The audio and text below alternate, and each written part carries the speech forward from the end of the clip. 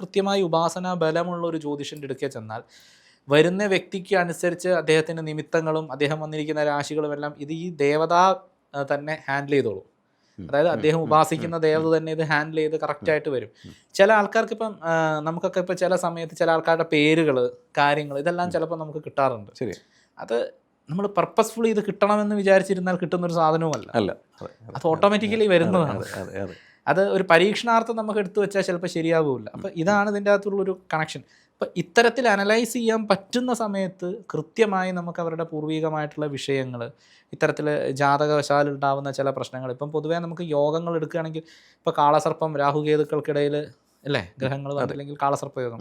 പക്ഷേ എല്ലാ കാളസർപ്പയോഗവും പ്രശ്നമാണോ? കാളസർപ്പയോഗം തന്നെ പല വിധത്തിലുണ്ടല്ലോ. ശേഷനാഗൻ, ശങ്കൻ, തക്ഷകൻ, കാർഗോടകൻ ഇങ്ങനെ തുടങ്ങിയ ഡിഫറെൻറ്റ് ടൈപ്പ് ഓഫ് കാളസർപ്പയോഗങ്ങളുണ്ട്. ഇതിൽ ചില കാളസർപ്പയോഗങ്ങൾ നല്ലതാണ്, എല്ലാ കാളസർപ്പയോഗവും പ്രശ്നം ഉണ്ടാക്കുന്നതല്ല.